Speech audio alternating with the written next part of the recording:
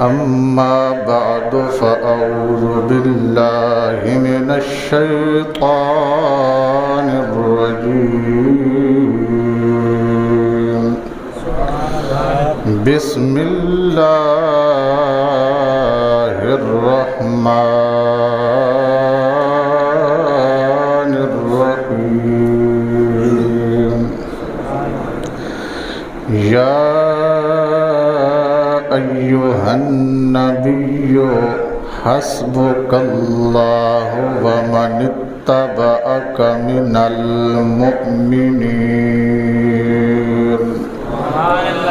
آمنت بالله صدق الله مولانا العظيم وصدق رسوله النبي الكريم الأمين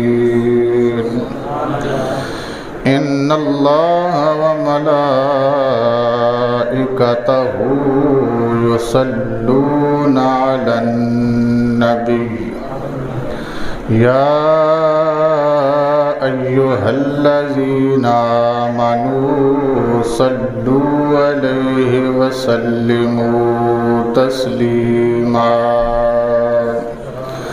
الصلاة والسلام عليك يا سيدي يا رسول الله وعلى آلك وأصحابك يا سيدي يا حبيب الله الصلاة والسلام عليك يا سيدي يا رحمة للعالمين وعلى آلك وأصحابك يا سيدي يا خاتم النبيين اللہ کریم کی حمد و ثنا حضور نبی اکرم نور مجسم شفیع معظم صلی اللہ علیہ وآلہ واصحابہ وبارک وسلم کے دربار پر انوار میں اپنی محبتوں عقیدتوں کا نذرانہ عرض کرنے کے بعد انتہائی معزز و محتشم حاضرین و سامعین السلام علیکم ورحمۃ اللہ وبرکاتہ۔ وعلیکم السلام ورحمۃ اللہ وبرکاتہ۔ گزشتہ جمعۃ المبارک کو ہم سلام کے متعلق سماعت کر رہے تھے کہ سلام کیا چیز ہے، اس کے کیا کیا لوازمات ہیں اور کیا مسائل ہیں۔ جہاں تک آپ نے سماعت کر لیا تھا اس سے آگے انشاءاللہ محرم کے بعد چلیں گے۔ آج یکم محرم الحرام ہے۔ آپ تمام احباب کو نیا سال مبارک ہو۔ اللہ کریم اس سال کو ہمارے لیے امن کا سال بنائے، ہمارے لیے سلامتی کا سال بنائے۔ اللہ ہمیں اس سال میں خوشحالی عطا فرمائے، ہر قسم کی پریشانیوں، مصیبتوں، آزمائشوں سے اللہ بچائے۔ اللہ اسلام اور اسلام کے ماننے والوں کو غلبہ عطا فرمائے۔ یکم محرم الحرام مخصوص دن ہے۔ اس دن عالم اسلام کے دوسرے بڑے خلیفہ سیدنا امیر المؤمنین عمر ابن خطاب رضی اللہ تعالی عنہ کا یوم شہادت ہے۔ وہ عمر جس کے بارے میں میرے اور آپ کے آقا صلی اللہ علیہ وسلم نے ارشاد فرمایا، میرے بعد اگر کوئی نبی ہوتا تو عمر ہوتا۔ میرے بعد نبوت کا دروازہ بند ہو گیا، لہٰذا اب کوئی نبی نہیں آئے گا۔ اگر ہوتا دروازہ کھلا ہوتا، اللہ کی بارگاہ سے کسی نبی نے آنا ہوتا تو میرے بعد آنے والے نبی کا نام عمر ہوتا۔ وہ عمر جس کے بارے میں کائنات کے آقا و مولا صلی اللہ علیہ وسلم دست دعا دراز کرتے ہیں بارگاہ خداوندی میں اور عرض کرتے ہیں اللہم اعز الاسلام بعمر ابن الخطاب او بعمر ابن الحشام۔ اے اللہ، اسلام کو عزت کی ضرورت ہے، اسلام کو وقار کی ضرورت ہے، اسلام کو غلبے کی ضرورت ہے۔ وہ غلبہ تو عطا کر عمر بن خطاب کے ذریعے سے یا عمر بن حشام کے ذریعے سے۔ بعد میں وحی کے ذریعے نبی کریم صلی اللہ علیہ وسلم کو مطلع کیا گیا عمر بن حشام کے حصے میں ایمان نہیں ہے، لہٰذا اس سے اسلام کا غلبہ تو ممکن نہیں، البتہ عمر بن خطاب کے حصے میں ایمان ہے۔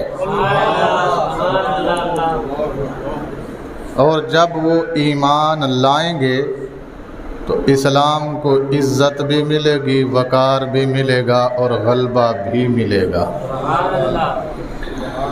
جس دن حضرت عمر فاروق رضی اللہ تعالی عنہ آپ اسلام لائے، اسی دن سید عالم صلی اللہ علیہ وسلم سے سوال کیا کہ یا رسول اللہ صلی اللہ علیہ وسلم، اللہ حق ہے؟ سرکار نے فرمایا حق ہے۔ یہ جو قرآن پاک آپ پر نازل ہو رہا ہے یہ حق ہے؟ میرے کریم نے فرمایا یہ بھی حق ہے۔ یا رسول اللہ، آپ جو اسلام ہمارے لیے لائے یہ حق ہے؟ سرکار دو عالم صلی اللہ علیہ وسلم نے فرمایا حق ہے۔ یا رسول اللہ، یہ جو آپ کا کلمہ پڑھ کے آپ کی مجلس میں بیٹھے ہیں 39 لوگ میرے سمیت، کتنے؟ میرے سمیت 39 لوگ جو کلمہ پڑھ کے آپ کے پاس یہاں موجود ہیں، یہ حق ہیں؟ نبی اکرم صلی اللہ علیہ وسلم نے فرمایا یہ بھی حق ہیں۔ پھر یا رسول اللہ، جو ناحق ہیں وہ خانہ کعبہ کے اندر بیٹھ کر بتوں کی پوجا کریں اور ہم حق پر ہوتے ہوئے زید بن ارقم کے گھر میں چھپ کر عبادت کریں، یہ بات جچتی نہیں ہے۔ سرکار دو عالم صلی اللہ علیہ وسلم نے ارشاد فرمایا عمر، میرے رب کا فیصلہ ہے جب تک تمہاری تعداد ان کے برابر نہ ہو جائے تب تک اسلام کو باہر نہیں لانا، انتظار کرو، ان کے برابر تمہاری تعداد ہو جائے تو پھر کیا کرو؟ میں خود سے نہیں بیٹھا، رب کے حکم سے بیٹھا ہوں۔ عرض کرتے ہیں یا رسول اللہ، آپ حق، رب حق، قرآن حق، اسلام حق، مسلمان حق، جب یہ سارا کچھ حق پر ہے تو عمر یہاں نہیں نماز پڑھے گا۔ عمر یہ چاہتا ہے کہ آج وہیں جا کے پڑھیں جہاں آپ کو آنے بھی نہیں دیا جاتا۔ سرکار دو عالم صلی اللہ علیہ وسلم اس سے پہلے کچھ بولتے، اللہ نے وحی کی محبوب عمر جو بول رہا ہے یہ زبان عمر کی ہے، الفاظ ہمارے ہیں۔ زبان عمر کی ہے لیکن الفاظ ہمارے ہیں۔ آپ چلیے کعبۃ اللہ میں، حضرات محترم 2 صفیں بنائی گئیں، ایک صف میں سید الشہداء حضرت سیدنا امیر حمزہ رضی اللہ تعالی عنہ، اور دوسری صف میں حضرت عمر فاروق رضی اللہ تعالی अन्हु दोनों ने तलवारें हाथ में ली हुई हैं और ऐलान ये कर रहे हैं जो चाहता हो दुनिया से चला जाए आगे बढ़ाए। जिसको ये ख्वाहिश हो कि मेरी बीवी बेवा हो जाए वो आगे आ जाए, जिसको ये शौक़ हो कि मेरे बच्चे यतीम हो जाएं वो आगे आ जाए। ये कहते कहते हरम में दाखिल हो गए, नमाज पढ़ी, किसी काफिर की जुर्रत नहीं हुई कि आगे बढ़ पाए। इस अजीम इंसान की शहादत का दिन है यकुम मुहर्रमुल हराम। हज़रात मुहतरम, रसूल करीम सल्लल्लाहु अलैहि वसल्लम के हर सहाबी के बारे में ख़ुद सैयद आलम सल्लल्लाहु अलैहि वसल्लम ने इरशाद फरमाया, मन सब्बा अस्हाबी फ़क़द सब्बानी व मन सब्बानी फ़क़द सब्बल्लाह। जिसने मेरे सहाबी के बारे में कोई गाली गलोच या उन्हें बुरा भला कहा, उसने सहाबी को नहीं कहा, डायरेक्ट मुझ मोहम्मद को कहा। और जिसने मुझे बुरा भला कहा उसने मुझे नहीं कहा, दर हकीकत उसने खुदा को कहा। और जिसने खुदा के बारे में बुरा भला कहा, फल यतबव्वा मक़अदहु मिनन नार, उस बंदे को चाहिए कि अपना ठिकाना जहन्नम में तलाश करे। यही सेम बात सैयद आलम सल्लल्लाहु अलैहि वसल्लम ने अपनी आल के बारे में भी फरमाई, वमन सब्बा अहल बैती फ़क़द सब्बानी वमन सब्बानी फ़क़द सब्बल्लाह वमन सब्बल्लाह फ़लयतबव्वा मक़अदहु मिनन नार। जिसने मेरे घर वालों को गाली दी उसने मेरे घर वालों को नहीं, मुझे गाली दी। और जिसने मुझे बुरा भला कहा उसने खुदा को बुरा भला कहा। और जिसने खुदा को बुरा भला कहा उसने अपना ठिकाना जहन्नम में बना लिया। तो ये दोनों हदीसें मुबारक मौजूद हैं हदीस की किताबों में, आंखें खोल कर अगर कोई देखे। इसीलिए हम ये कहते हैं कि सरकार दो आलम सल्लल्लाहु अलैहि वसल्लम मरकज़ ईमान है। क्या है? बोलिए तो सही। ईमान के मरकज़ का नाम है मुहम्मदुर रसूलुल्लाह सल्लल्लाहु अलैहि वसल्लम। बाकी चाहे वो सरकार के सहाबा हों रिदवानुल्लाह ताला अलैहिम अजमाइन या नबी रहमत सल्लल्लाहु अलैहि वसल्लम के घर वाले हों रदियल्लाहु ताला अन्हुम, हम हर एक की इज्जत इस वजह से करते हैं कि उनका ताल्लुक़ हुजूर के साथ है। हम हर एक का एहतराम इसीलिए करते हैं कि उनका ताल्लुक़ वजूद मुस्तफ़ा के साथ है। और कायनात में हर वो चीज़ जिसको इज्जतदार समझा जाता है, जिसको म्यार वाला समझा जाता है, जिसे मकाम और मर्तबे वाला समझा जाता है, आप उसकी खोज करते चले जाइए तो आपको पता चलेगा वजह एक ही है, वो है मोहम्मद से वफा।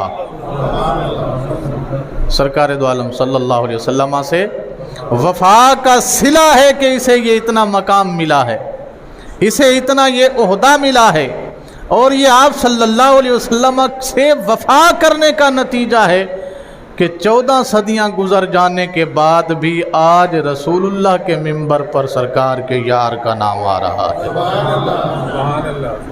हज़रत उमर से हमारा ज़ाती तो कोई रिश्ता नहीं है, बोलिए। ना तो वो हमारे चाचे के बेटे हैं, ना मामू के बेटे हैं, ना खाला के बेटे हैं, ना फुफ्फो के बेटे हैं, ना हमारे ख़ानदान से हैं। यहाँ तक के फिर हम क्यों तज़किरा करते हैं? वजह एक ही है। और वो वजह क्या है? सरकार दो आलम सल्लल्लाहु अलैहि वसल्लम से वफा ये है कि दुनिया से गए हुए 14 सदियां बीत गई हैं, जिक्र ख़त्म नहीं हुआ। जिक्र ख़त्म नहीं हुआ, जिक्र बढ़ता जा रहा है, ख़त्म नहीं होगा। ये बढ़ेगा ज़रूर लेकिन ख़त्म नहीं होगा। और एक वक्त आएगा, एक वक्त آئے گا جب ساری دنیا پہ اسلام چھائے گا، پھر تو ساری دنیا کا ہر بندہ یہی کہے گا عمر حق ہے، عمر حق ہے۔ اللہ حق چار یار۔ حضرات محترم، ہم جس کی بھی عزت کرتے ہیں وجہ ایک ہی ہے، سرکار دو عالم صلی اللہ علیہ وسلم کی غلامی، نبی کریم صلی اللہ علیہ وسلم کے ساتھ محبت، سرکار دو عالم صلی اللہ علیہ وسلم سے اس بندے کی وابستگی۔ ہمارے نزدیک عزت کا ایک ہی معیار ہے، عزت کا ایک ہی معیار ہے، جو سرکار کا ہو گیا ساری عزتیں اسی کی ہو گئی۔ یہ میں نہیں کہہ رہا آپ کو، یہ قرآن پاک میں موجود ہے، ان العزت للہ تعالی ولرسولہ وللمؤمنین۔ عزت ساری کی ساری اللہ کی ہے۔ کس کی ہے؟ اللہ کی ہے، اور اللہ کے بعد اللہ کی عطا سے اللہ کے رسول کی ہے، اور رسول اللہ صلی اللہ علیہ وسلم کی وجہ سے وللمؤمنین، سارے مسلمانوں کی عزت ہے۔ تو جب قرآن نے بتا دیا کہ مرکز ایک ہی ہے، مرکز ایک ہی ہے، پھر عمر سے محبت بھی اسی مرکز کی وجہ سے ہے، علی سے محبت بھی اسی مرکز کی وجہ سے ہے، اور حسین ابن علی سے محبت بھی اسی مرکز کی وجہ سے ہے۔ بات سمجھ آ گئی آپ کو؟ اسی طرح یہ بھی ذہن میں رکھیے گا کہ حضرت عمر فاروق رضی اللہ تعالی عنہ، آپ نے رسول اللہ صلی اللہ علیہ وسلم کو جو مشورے دیے، ان کو مشیر رسول بھی کہا جاتا ہے۔ ان کے القاب میں سے ایک لقب مشیر رسول بھی ہے، کہ رسول اللہ کو مشورے دینے والے، رسول اللہ کو جتنے مشورے حضرت عمر فاروق رضی اللہ تعالی عنہ نے آپ کو دیے، ان میں سے اکثر و بیشتر کو اللہ نے قرآن کی آیت بنا کے قرآن میں اتار دیا۔ سب سے پہلا مشورہ، سرکار دو عالم صلی اللہ علیہ وسلم جب فتح مکہ والے دن مکہ شریف میں آئے تو حضرت عمر فاروق رضی اللہ تعالی عنہ نے مشورہ دیا، یا رسول اللہ، جس پتھر پہ کھڑے ہو کے حضرت ابراہیم علیہ السلام نے کعبہ بنایا تھا، اس پتھر کا نام ہے مقام ابراہیم۔ اس کا کیا نام ہے نا جی؟ آج بھی کعبہ میں وہ موجود ہے، جہاں اس کے ارد گرد سنہری جالیاں لگی ہیں، اسے کہتے ہیں مقام ابراہیم۔ یا رسول اللہ صلی اللہ علیہ وسلم، میرا دل یہ چاہتا ہے جہاں ابراہیم کے قدم لگے ہیں ہم اس جگہ کو مصلی بنا لیتے ہیں، ہم اس جگہ کو مصلی بنا دیتے ہیں۔ ویسے بھی تو ہم اس کی حفاظت کر رہے ہیں نا، اس کو نقصان سے بچا رہے ہیں، اس کو جناب ہر قسم کی حفاظت اسے، تو میری نظر میں اس سے بڑی کوئی حفاظت ہو ہی نہیں سکتی کہ اگر آپ اس کو جائے نماز بنا دو، کہ جہاں ابراہیم کے پیر ہے وہاں ہمارا سر آ جائے، ایک تو ہمارے لیے فخر کی بات ہے، اور دوسرا اس مقام کا تحفظ بھی ہو جائے گا۔ تو سرکار دو عالم صلی اللہ علیہ وسلم خاموش رہے۔ اللہ نے جبرائیل کو بھیجا، جبرائیل جا میرے محبوب کو بتا عمر کی بات مان لیجئے۔ جی عمر کی بات مان لیجئے، اور الفاظ یہ ہیں وَاتَّخِذُوا مِن مَّقَامِ إِبْرَاهِيمَ مُصَلَّى، سونیا مقام ابراہیم نو مصلی بنا لو۔ وَاتَّخِذُوا یہ امر کا صیغہ ہے، اور اس کا معنی ہوتا ہے فوراً بنائیے، دیر نہ کیجئے۔ وَاتَّخِذُوا مِن مَّقَامِ إِبْرَاهِيمَ مُصَلَّى، اس جگہ کو مصلی بنائیے، جلدی کیجئے۔ یہ بات جو عمر نے کی ہے یہ خدا کو بھی پسند آئی ہے، یہ بات خدا کو بھی پسند آئی ہے۔ جب خدا کو پسند آئی ہے تو خدا کے مصطفیٰ کو بھی پسند آئی ہے۔ اور وہی پسندیدگی کا نتیجہ ہے کہ وہ مقام آج بھی محفوظ ہے۔ ہر حاجی، ہر عمرہ کرنے والا، اسے حکم ہے کہ جب تو حج کا طواف کر لے یا عمرے کا طواف کر لے یا تو نفل طواف کر لے، تیرے اوپر لازم ہے 2 رکعت نفل وہاں جا کے پڑھ۔ مقام ابراہیم پہ جا کے 2 نفل پڑھے گا تو تیرا کیا ہوا حج بھی قبول، تیرا کیا ہوا عمرہ بھی قبول، تیرا کیا ہوا طواف بھی قبول۔ اور اگر نہ کرے کوئی تو گویا اس نے اپنا طواف مکمل ہی نہیں کیا، تو گویا اس نے اپنا طواف مکمل ہی نہیں کیا۔ تو یہاں ہمیں سے ہر ایک پر جو پابندی عائد کی گئی کہ جب حرم میں آگے ہو، طواف کر رہے ہو، چاہے حج کا ہے، چاہے عمرہ کا ہے، چاہے نفلی طواف کر رہے ہو، تمہارے اوپر لازم ہے مقام ابراہیم کی حاضری دے کے جاؤ، مقام ابراہیم کی حاضری دے کے جاؤ، وہاں پہ 2 نفل پڑھ کے جاؤ۔ اللہ اکبر کبیرہ والحمدللہ حمدن کثیرہ۔ حضرات محترم، اگر یہ پتھر کہیں دیوار میں لگا ہوتا، ہمیں حکم ہوتا جیسے مقام حجر اسود کو ہے اس کا بوسہ لو، قریب آ کے لے سکتے ہو تو ٹھیک، نہیں تو دور سے لو، تب بھی ہم نے لے لینا تھا۔ پر یہ جو وہاں جا کے نفل پڑھتے ہیں، یہ کمال حضرت عمر کا ہے۔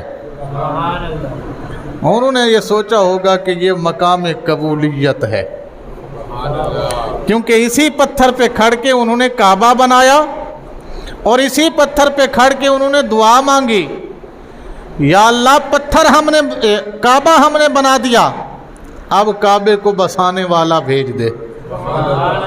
ان کی دعا اسی جگہ پہ قبول ہوئی، مکہ کو امن کا شہر بنا دے، مکہ کے اندر پھلوں سے رزق عطا فرما دے۔ اور یہ دعائے ابراہیم کا نتیجہ ہے کہ سارا سال جو پھل آپ کو پوری دنیا میں کہیں نہیں ملے گا، وہ مکہ میں ملے گا، وہ مکہ میں۔ تو کیوں کہا حضرت ابراہیم علیہ السلام کہ اس پتھر کو ہم مصلی بنا لیتے ہیں؟ کیونکہ یہ قبولیت کی جگہ ہے، یہ جو قدمین شریفین کے نشانات ہیں یہ قبولیت کی سند ہیں۔ یہاں جو آ کے اپنے لیے دعا کرے گا، جیسے اللہ نے ابراہیم کی دعا کو رد نہیں کیا، ویسے قدم ابراہیم کی برکت سے یہاں مانگنے والوں کی دعا کو بھی اللہ رد نہیں فرمائے گا۔ یہ سارا کچھ کس کی وجہ سے ہوا؟ حضرت عمر فاروق رضی اللہ تعالی عنہ۔ اور پھر اگلی بات آپ سماعت فرمائیے کہ سرکار دو عالم صلی اللہ علیہ وسلم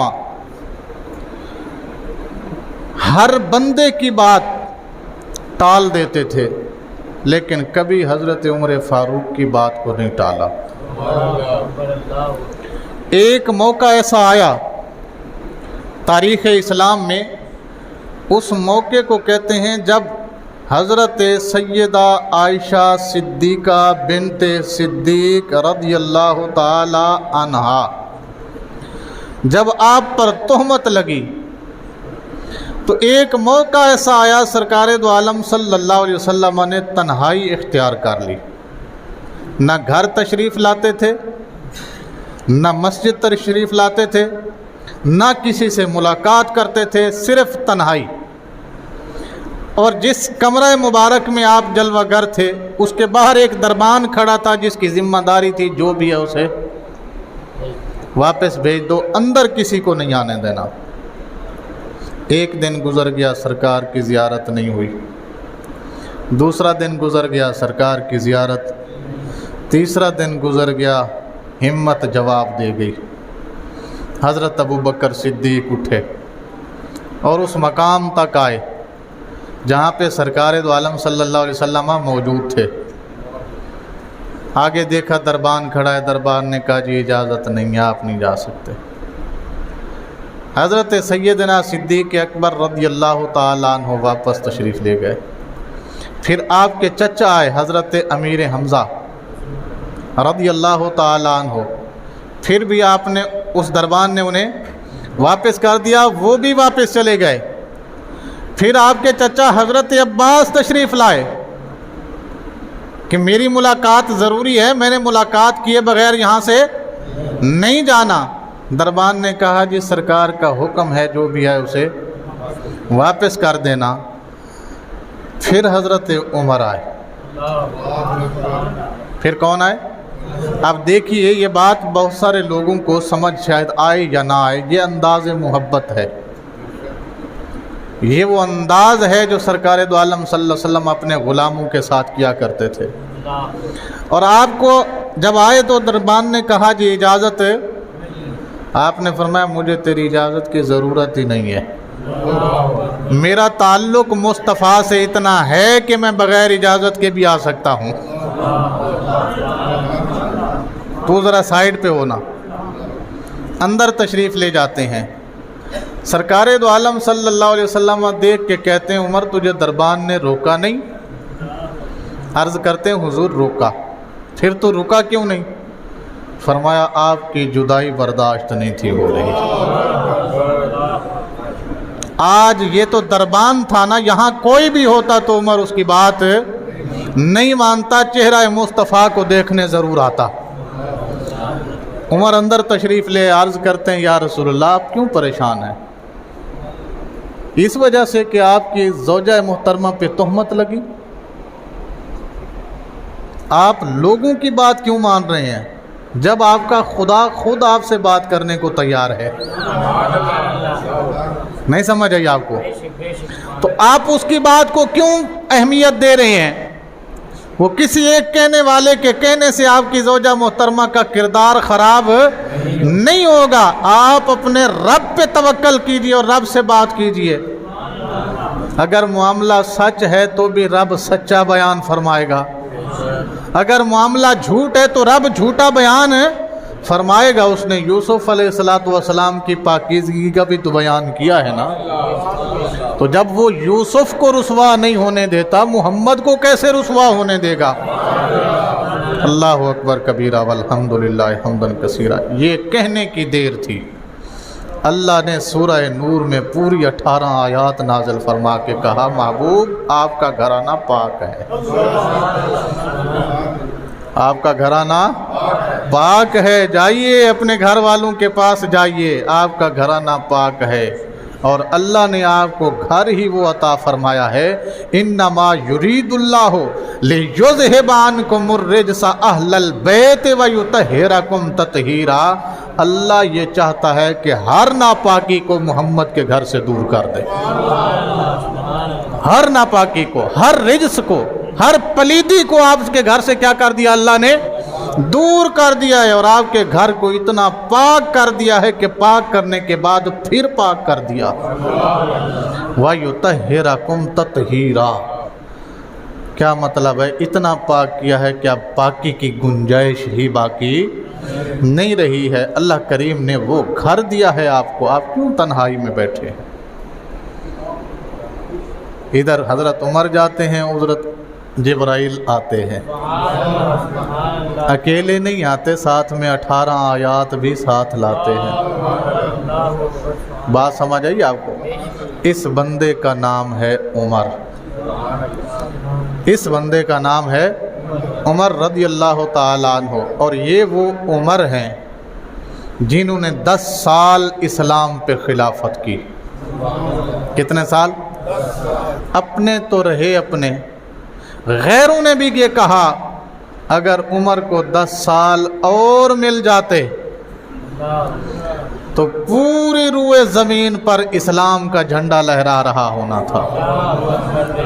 اللہ اکبر کبیرہ والحمدللہ حمدن کثیرہ۔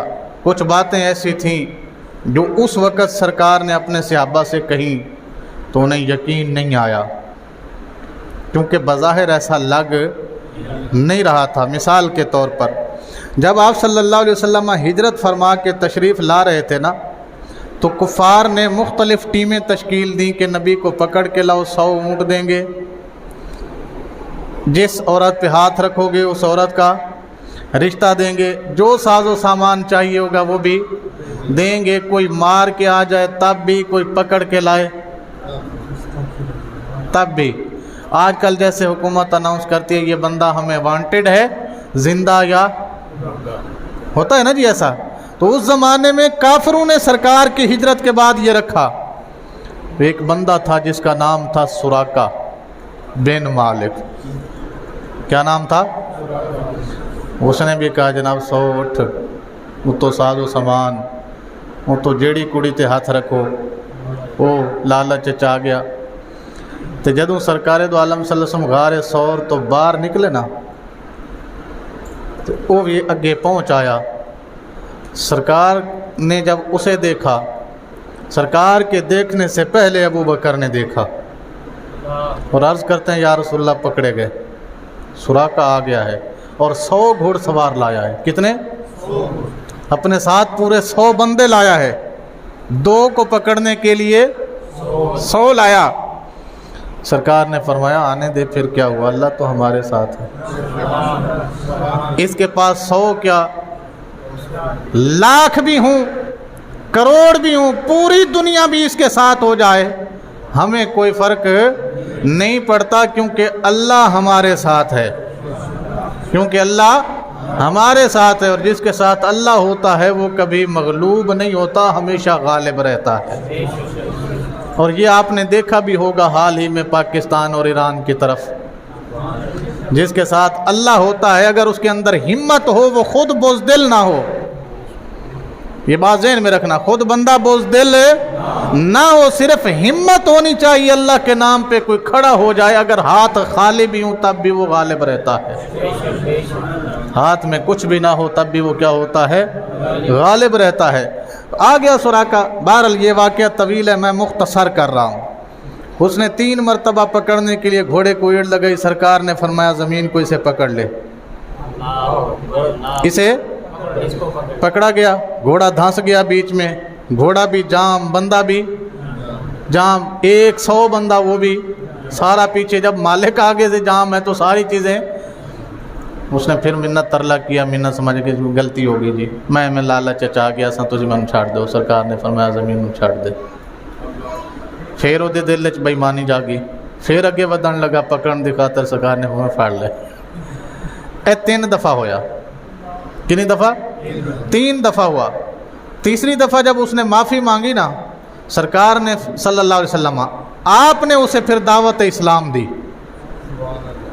فرمایا تو کافروں سے 100 اونٹ اور ساز و سامان لینے کے لیے آیا ہے نا یہاں، میں تجھے کیسر و کسرا کے کنگن سونے والے پہناؤں گا اگر میرا اسلام قبول کرے تو۔